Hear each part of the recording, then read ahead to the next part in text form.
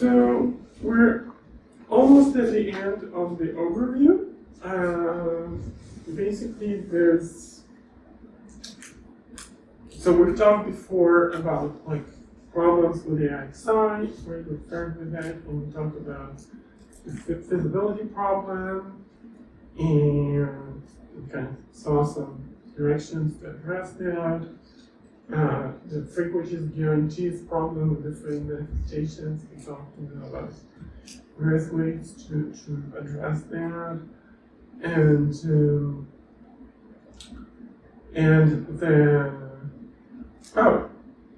no, actually we haven't talked about the. Okay, so we're not quite at the end here. There's like 2 more times. So we haven't talked about the ontology problem, right? So the ontology problem, and we talked about the problem, we haven't talked about the solutions. So the ontology problem was about like how do you make sense of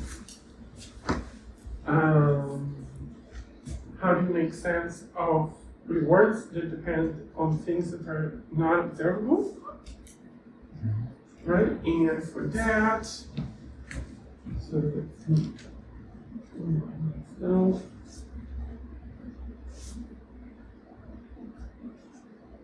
right. So for this, I have this proposal which is called the hidden rewards framework. So, okay, so what's the idea here? We want to talk about utility functions that depend on things that the agent doesn't directly observe.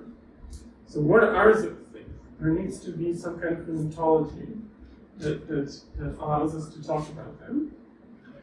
How can we mathematically specify such an ontology? So we specify it by giving an infra upon dp. So I will explain in a second. Ontology equals infra upon dp. So what's an infra upon dp? It means we have some set of states, right? And well, there are like a few equivalent ways to define it, but let's say that there's like an observation mapping, which just maps every state deterministically to an observation. And there's like some initial infra distribution. So there's some, let's call it theta 0, which is an element of box S, which I remind what does it mean an element of box X? It means that theta 0 is a subset of delta S, which is closed in convex.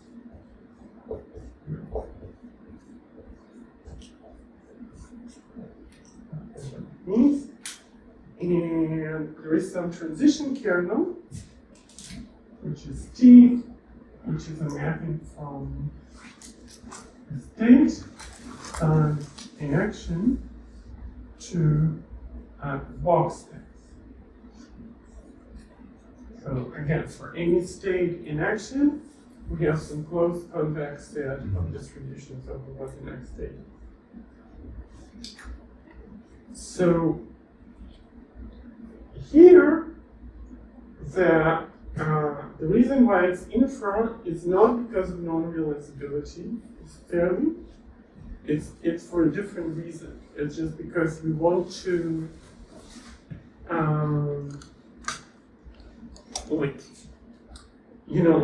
we want to have like a functional, in some sense, description of the ontology. Right? Like we want to say the utility function depends on some concepts. Like for example, we had an example of I want to have a lot of friends. Right? Suppose this is my utility function. So what does it mean to have friends? It means means that there's some notion of like people, which are things that could be friends, and like there are different states about like what is like my relationship with each of them, and maybe what are the relationships they have between themselves, and but what does it mean to have a person? Maybe I can declare that this table is a person. No, there's like some constraints, right? There's something that characterizes them. So the way I characterize them is like characterizing the dynamics of the system. For example, maybe a person has to have the property that if I tell them hello, they will tell me hello back. So this is a little simplistic, right? Maybe in reality there are people who don't necessarily say hello back, but there's like some properties which characterize some behavioral or like characteristics, like some kind of behaviors that we can expect from people, but there's a big range of them. But like if you're something completely alien outside of this range, then it's already cannot become a person. So or like if you wanted something which maybe a little more concrete mathematically, you can imagine that I want to maximize diamonds, right? Suppose I want to maximize diamonds.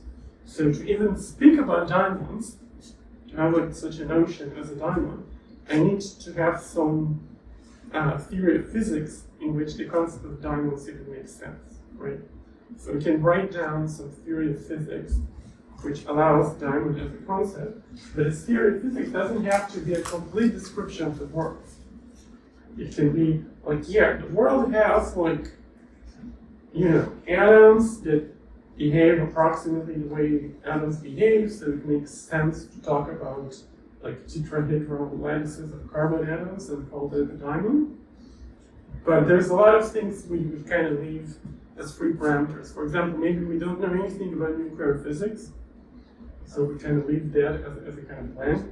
But we don't know what happens with the nucleus of atoms, what kind of properties they have. We do like high energy experiments with them. We have no idea. We don't know how quantum gravity works. We don't know cosmology. I don't know. There's like a bunch of things we don't know, but we know some amount of physics, which is enough to define what atoms are. And the some amount of physics that we do know, we formalize it in the form of an infra-quantity. So the reason why it's infra is because like this ambiguity, it kind of is a place where we shove all the things that we don't know, all the places where we don't have full understanding of physics or the world. Right? It's a kind of white spots in the map.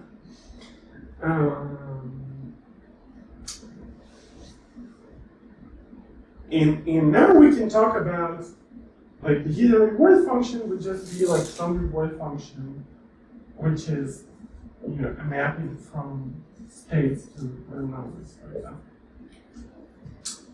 Okay, and now, but how do we do kind of reinforcement learning in this setting? So now we can talk about a hypothesis. So what's a hypothesis about the world? Before, earlier we talked about, hypothesis being kind of environments, right? We have this notion of an environment, which was a mapping from action, observation, kind of sequences. Well, actually, the way I define it here, it's more convenient to talk about observation action sequences. It doesn't really measure much, of course. Just like whatever. So let's say there was a word observation action sequences. Distributions of observations. So this was our notion of an environment, and we have like different hypotheses like that, and we're doing reinforcement learning. And notice that an environment, it can be always formulated as an NDP or even as a POMDP or even an MDP by treating those histories as states. So now our hypotheses are instead going to be refinements of this basic ontology. So what does it mean? So hypothesis. So what's a hypothesis? A hypothesis it has some state space S tilde, which has to be equipped with some mapping into S, and this S tilde is, and there's like a transition kernel tilde, which takes S tilde and an action and produces a distribution over S tilde. So here I'm doing distributions and not infra-distributions, because currently I don't care about non-realizability. Like if I cared about non-realizability, then I should have written a box here. But we don't have to go straight to informationalism. We can do just ordinary classical Bayesianism or classical reinforcement theory. And then we just, it's just an ordinary quantity, it's not infra. And there's some compatibility condition, right? So T tilde has to be compatible. So F and T tilde have to be compatible with T. And what does mean compatible? It's pretty easy to guess, but you have a sort of usually diagram, right? Where if I take some take some action in some state here and look at this distribution, and then I push it down with F to a distribution here, then this should be the same as this, and versus, on the other hand, I can first go down with F, and then apply this kernel, then the distribution I get has to live inside this convex set of distributions. Okay, it's it living inside sets, not exact equality. Because I was like, yeah, if you apply a deterministic function to a probability distribution, you get a probability distribution, not an infra, but okay, got it. Yeah. So it's also categorically, you can say that this is actually a morphism from between infra quantities. Yep. So now you could have like a class of hypotheses of this form, and you can talk about regret bounds in the usual way, and like construct a whole theory, and I would try to create a theory of regret bounds for this. And for the most part, it's unexplored. There are like some observations I made there, which okay, there are like some two questions. Maybe I'll erase instead. So there are different questions you can ask about this. Like one thing is that some ontologies can be dogmatic or undogmatic.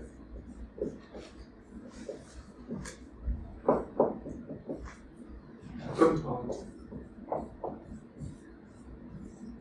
So what do I mean by that? So every hypothesis of this form, it gives rise to an environment, right? So there's like a natural mapping from, so even ontology Q, there's some mapping from hypothesis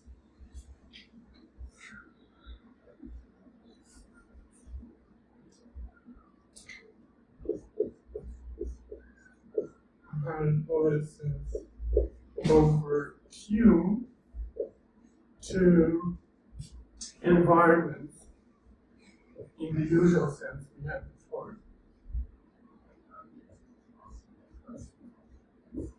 Right, so here it's just a new observation.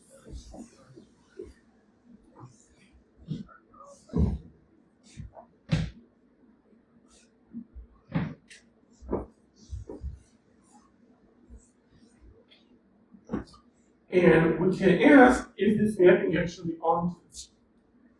Like, is it possible, if anything that we can imagine in terms of like the observable degrees of freedom Is there some hypothesis which would correspond to that? Well, it seems like due to the way that commutative diagram mapping thing goes, I am gonna guess that every hypothesis consistent with that T right there is gonna be like above T in some sense. I mean, this is something that actually depends on Q. There are Qs which are dogmatic, for which this mapping is not onto, and there are Qs which are undogmatic, for which this mapping is onto. Mm-hmm. So, like, this is, well, I mean, this thing is kind of easy. Like, you could build here, for example, if you made this, Okay, so base. All right, so Q is like the base ontology with the S that you are cramming everything into, and all the hypotheses, are all sort of mapping into the space ontology. Yeah. Got it. But, like, if we made those Friedel sets here just points, right, then obviously there would be only one environment in the image. Mm. And that's definitely dogmatic. But, we could also have just one state per observation and make this kernel be the top, the Friedel set of all distributions, and then it's obviously undogmatic. Yep. But there are some more interesting examples. But this is like one property of ontologies. Another property is where the ontology is learnable.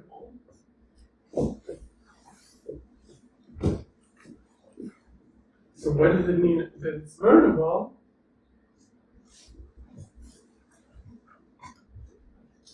It means is the class of communicating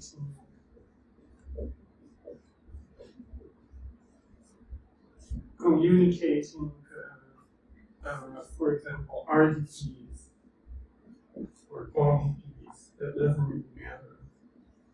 Or I think it doesn't matter. Maybe it does matter. Who knows? Over Q is learnable.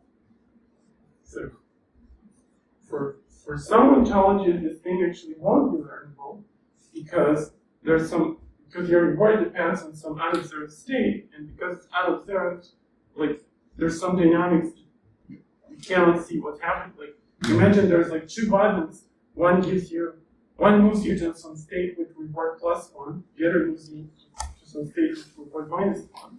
But you don't know which is which. Like your ontology doesn't tell you that. And those states, they give you the same observation in those states. Then this is like completely unlearnable, right? Because like you can press both buttons, but there's no feedback, there's nothing to learn from. You cannot learn it.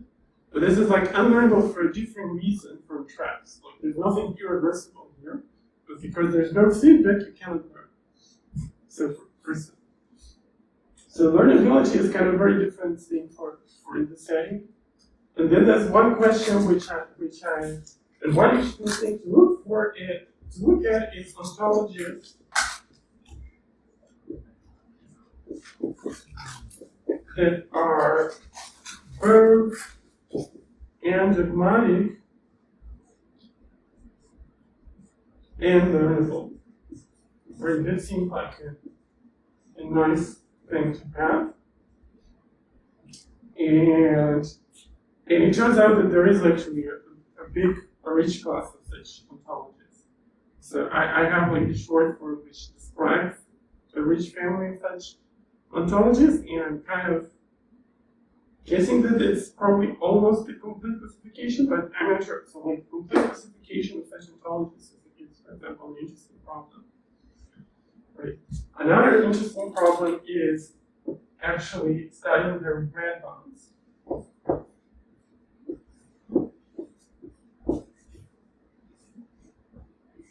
And this is related to something called partial monitoring. So for bandits mean that you don't have any states, right? The environment doesn't have any states. So for bandits, there is a setting called partial monitoring, which is a kind of version of hidden ontology with bandits. It's like you select actions, you get some feedback, but this feedback is not the reward. There is like some relationship between this feedback and the reward. And then like depending on what kind of hypothesis class you have. So the interesting thing about partial wondering is that there's a complete classification of what the possible regret paths are. There's like, I don't remember the thing, but it's something like, there's a case where it's unlearnable, so you don't have anything sublinear. There's the case where you can get square root of n. There's the case where you have, I think, n to the power of 2/3. And there's the case where you have log n, because it's there's some gap. And I think that's it. So there's some very small number of possible cases, and there's like a complete classification, and there's nothing in between. There's a class for which the reward is n to the power of something between 2/3 and 1/2. It's like one thing. Huh. Yeah. And okay, and now the natural question is, okay, this is how it works for bandits. Can we make such a theory for guys, right? And for reinforcement learning with hidden rewards, can we give a complete classification of what possible like shapes or red dots they have? This is like a very interesting question. Questions before we move to the next topic, or why care or something? why care?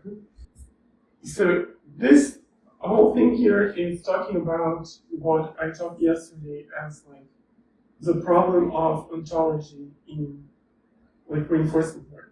There's kind of the classical theory, reinforcement learning only talks about utility functions that depend on things that you can observe. But we would like to be able to describe agents or understand agency with utility functions that you cannot directly observe. Because why? Well, first of all, there's a lot of examples of agents, both real and imaginary, are like that. Like humans are arguably like that. Paperclip maximizers are like that, right? So I think like we want to be able to talk about this, and without also having such a theory, it's kind of not possible to really talk about alignment, because what does it mean for agents to be aligned if their utility functions are like in completely different? So like if the utility function depends directly on observations, then different actions have different observation spaces.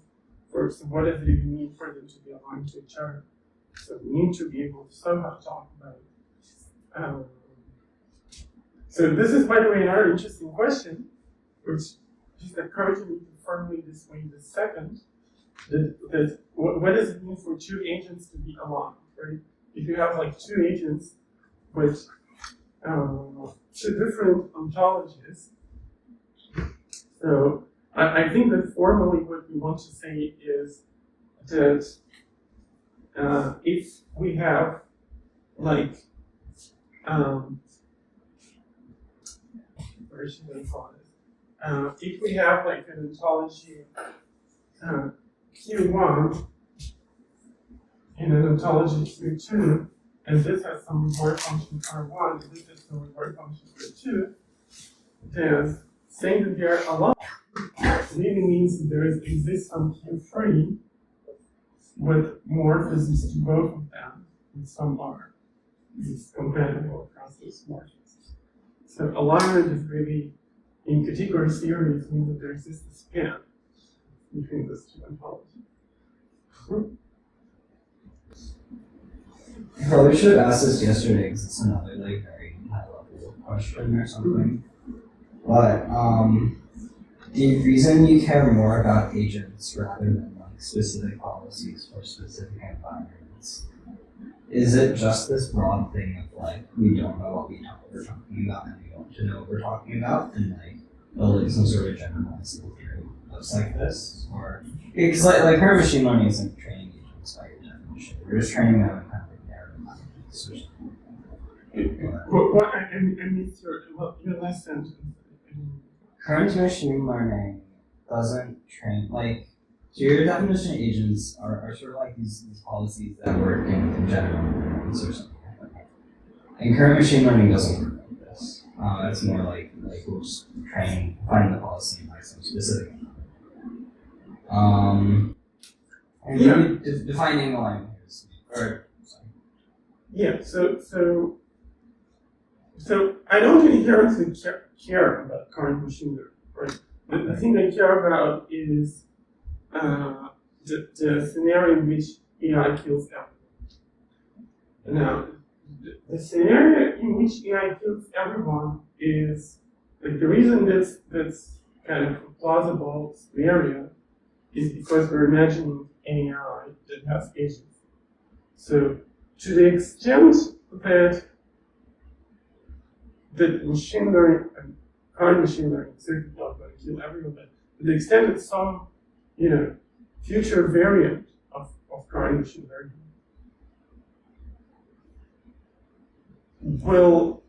will be dangerous, dangerous enough to kill everyone, this will happen because it somehow produces agency. In which case the theory of agency would be relevant to it. Whereas to the extent that it's dangerous is because it has agency. To the extent it doesn't have agency, it's also not dangerous. So it's somehow not, like if you train an agent that just plays Atari, that doesn't kill everyone, but that's not an agent in my definition. But it's also not something that kills everyone, so I don't care about this. So I think that might not be an agent under your definition. It's like some sort of policy that like isn't really an agent in the sense of like if you place it in a bunch of random environments, it'll like deal with those environments well. But maybe like this specific environment of like the real world or like some subset of the real world that's important. Like I don't know, giving advice to policymakers or something. Like potentially like just we train some sort of like narrow agent that just optimizes or like narrow policy that just works for this environment or something like that, but this environment is just like enough that it could be really dangerous. Yeah, so the answer is that there is no such thing because if your environment is kind of the real world, then so the real world is extremely complex. So your AI is not going to have like a hard-coded description of the real world in it. It's going to be some learning output, right, which learns the real world. The fact that it's able to learn the real world means that it necessarily would be able to learn a lot of counterfactual worlds just as well, because there's nothing in it which is specific to this exact real world, but it's just a very general learning output. And that already potentially makes it an agent, right? So it's basically just an information theoretic thing. Like the things it needs to learn to be like good in the real world is a very large number of bits. And the actual output that you're using to train it has a very small number of bits. So this can be actually made in each theorem. And this is actually a research direction that I haven't talked about, but I'm pretty interested in. I'm pretty sure you can make it into a theorem which says that such an output must therefore be also able to learn a big class of different counterfactual worlds.